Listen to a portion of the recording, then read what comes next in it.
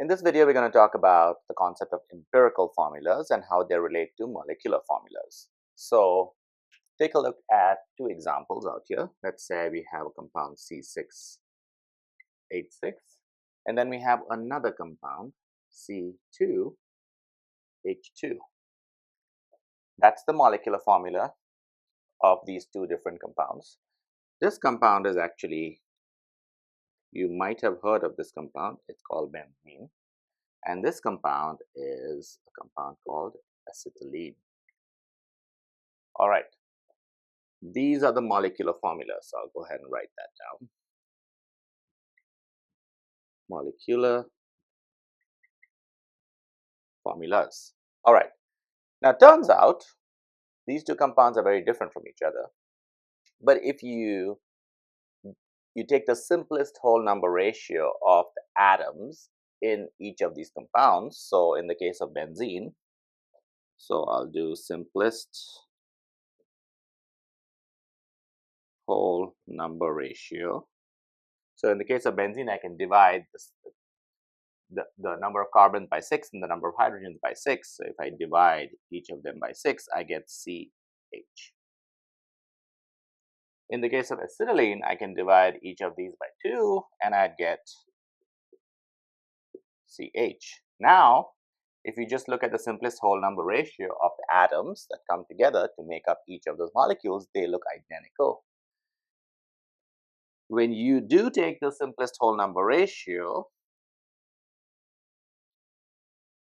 of a molecular formula, so a molecular formula expressed in the simplest whole number ratio would be called an empirical formula. Okay, so an empirical formula is nothing but the simplest whole number ratio of the atoms that come together in a compound.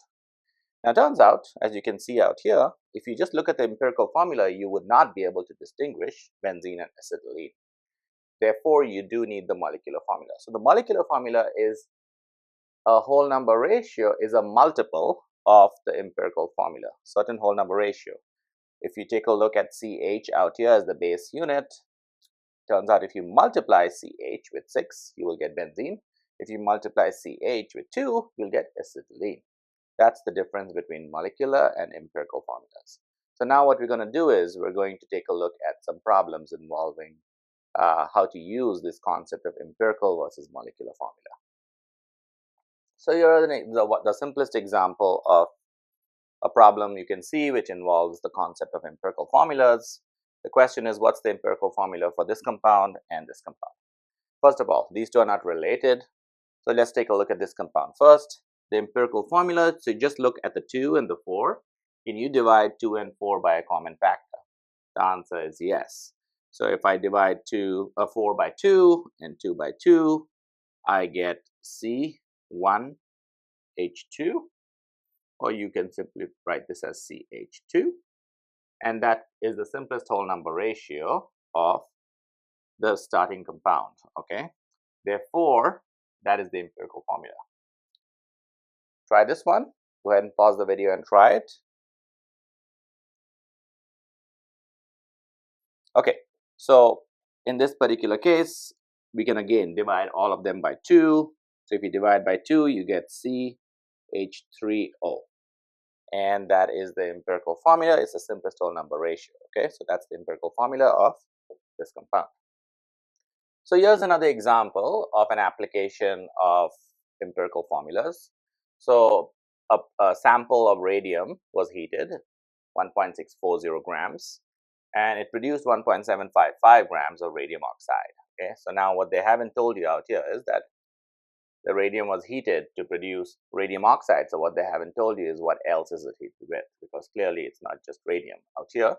Turns out the name itself tells you that the radium was heated in oxygen. So therefore the other element is oxygen. Okay, so from this we can say radium plus oxygen was heated to produce these many grams of radium oxide. What is the empirical formula of radium oxide? So the way you want to approach this is to find the empirical formula. First of all, you need to understand how much of each, okay, because according to the law of conservation of mass, the mass of the radium plus the mass of oxygen has to equal the mass of the radium oxide. Okay, so therefore what we can say is we can put down two rows. One row is for radium, that's the symbol for radium, and the other row is for oxygen. And let's go ahead and draw a line out there to distinguish both. And then out here we'll write grams of each. So it turns out you have 1.640 grams of radium. To figure out how much oxygen you have, you just take this radium oxide and you subtract it. Okay, so this would be 1.755 grams minus 1.640 grams, which ends up being 0.115 grams of oxygen. Okay, all right, so you know how much radium, you know how much oxygen. Now the next thing is, remember, when they come together in in the formula, you have to look at the moles, okay, the molar ratio. So the next step is to figure out the number of moles of each of the element based on the mass. But to figure that the number of moles out, you need the molar mass. Okay, so I'm going to erase this and I'm going to write molar mass. And for the molar mass, you can look at the periodic table, which is, so for radium, the molar mass is 226.03 grams per mole. For oxygen, the molar mass is 16.00 grams per mole. Now, if you look at certain periodic tables, these numbers might be a little different. For example, oxygen is 16.00 in some periodic tables, and in some it's 15.9994. Which one are you going to choose? It doesn't make a difference, because if you actually round 15.9994 to four significant figures, then you get 16.00. Okay, so don't get too caught up in those minute differences. Just use any periodic table and you should be fine. All right, so now that we know the molar mass, the next step is to figure out the moles. So the formula for figuring out the moles from grams is you got to take the grams and you got to divide it by the molar mass. Okay, so I'll write that out here: grams divided by molar mass. It's going to abbreviate that as mm. So that's 1.640 grams divided by 226.03 grams per mole, which gives us 0.00726 moles of radium. Okay, we do the same thing for oxygen. Those are the number of grams, 0.115 grams. We divide that by the molar mass of oxygen, which is 16.00 grams per mole, and that gives us 0.00719 moles. So now we have the number of moles of radium, we have the number of moles of oxygen. The next thing to do is put them together in a formula. In order to do that, you have to take the simplest whole number ratio of these two numbers. So in order to do that, all we are going to do, we're going to make these two a simplest whole number ratio. So to do that, from the numbers that result, you take the smaller of the two, which happens to be this one out here. That's the smaller number. So you took the smaller of the two and you divide everything by that smaller number. Okay, so in this case, 0.00726, if you divide it by 0.00719, you get 1.01. I'm just trying to keep two decimal places out here. And in this case, if you divide this by the same number, you get 1.00. Okay, so now out here you can see, now at this point in time, we're going to just take these numbers. They're very close to a whole number. We're going to round to a whole number. So this can be approximately 1, and that can be 1 as well. So that means from here, our empirical formula comes out to be, we have 1 radium and 1 oxygen. Okay, 1 radium and 1 oxygen. So that's the formula of the compound. And turns out when you do calculations like this, you're given grams of each. and you take it through this route to get to how many atoms of each in the molecule, you always end up with the empirical formula. Okay, so this is the empirical formula, and as you can see, you can test this by just visibly looking at this to figure out if it's a simple whole number ratio or not. In this case, it is. Now, oftentimes the empirical formula will actually mirror or will be the same as the molecular formula. Okay, in this particular case, it actually is the case. So the empirical formula happens to be also the same as the molecular formula, but sometimes it might differ. Okay. Okay, so we have a problem out here. This problem actually gives you percentages of elements in a compound, acetylene. You have 92.2% carbon and 7.83% hydrogen. And the question is determine the empirical formula. So that is the first question. The second question is, once you've determined the empirical formula, they are giving you the molar mass of acetylene. So if the molar mass of acetylene is 26 grams per mole, find the molecular formula. So that's the second part of the question. So let's take a look at how to do this. Now remember, the first part of the question is going to use a lot of what we learned in the previous problem. Okay, so there's one precursor step because they've given you percentages. Okay, so I'm going to go ahead and write carbon and hydrogen and create my table. So carbon, hydrogen, and I'm going to write percentage given to me first.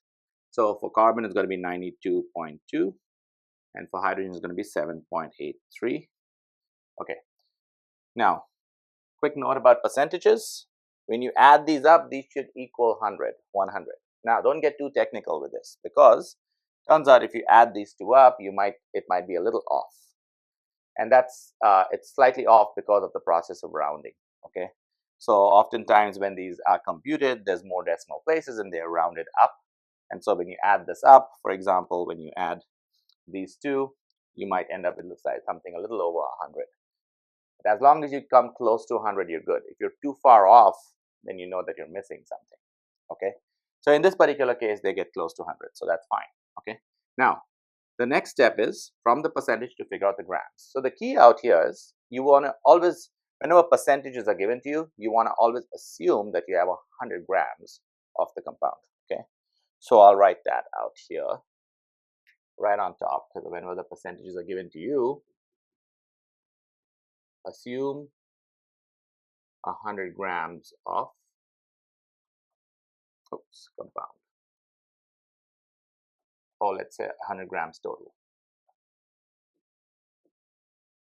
Because when you make that assumption, then this becomes automatically 92.2 grams, and this becomes 7.83 grams. Okay. Now we can calculate the moles using the molar mass. So first, we have to figure out what's the molar mass. Okay. So carbon is 12.01 if you check the periodic table, and hydrogen is 1.01. Okay.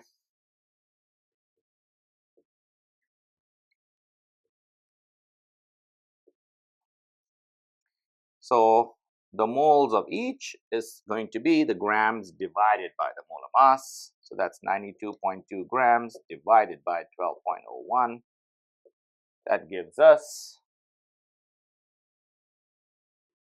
7.68. And if you take hydrogen, 7.83 divided by 1.01,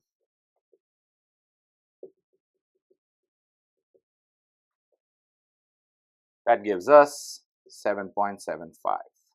Okay. So we have the moles of each. Now let's go ahead and take the simplest whole number ratio. And in order to do that, we're going to take the smaller quantity, which is this one, and we're going to divide everything by this one. Okay. So I'm going to write ratio out here. 7.68 divided by 7.68 is 1. 7.75 divided by 7.68 is 1.01. Okay.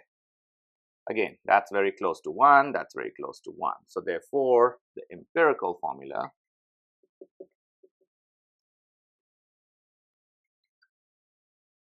is carbon 1, hydrogen 1, or you can write this as CH.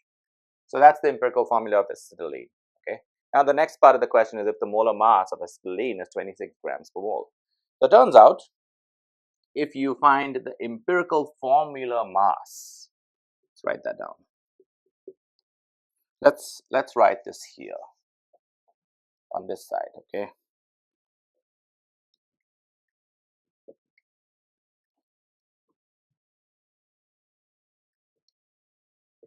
So the empirical formula mass is essentially the molar masses of the elements added together in the empirical formula. So that would be 12.01 for carbon plus 1.01 for hydrogen. So that would be 13.02 grams per mole, okay? Now what they've given you is the molar mass of acetylene is 26. Now, in a real problem, in some of the problems when they take real masses, it'll be 26 point something, okay? In this case, everything was rounded to two significant figures. So in order to do this, we have to round this to two significant figures as well, okay? So we're going to just round that to 13, okay? Now, out here, since the molar mass of acetylene is 26 grams, so this is going to be molar mass is 26 grams per mole. Now, in order to find the molecular formula, you take the molar mass and you divide it by the empirical formula mass, okay? So, molecular formula, and this is not exactly the molecular formula, it's the molecular formula multiple. Because what you're doing is if you take this and divide it by this, you're getting a number. And that number is going to be the multiple or the factor that you're going to multiply with the CH to get the molecular formula. Okay, so the multiple is going to be 26 grams per mole over 13 grams per mole. Molar mass divided by the empirical formula mass. And that's going to give me a multiple of 2. If you take this 2 and you multiply it with the CH out here, so CH times 2, you get C2H2. Now, key thing to remember, when you multiply, don't write this as 2CH, because this 2 just tells you there's 2 units of CH there's 2 units of the CH molecule. But CH doesn't exist as a molecule. You're trying to find the molecular formula.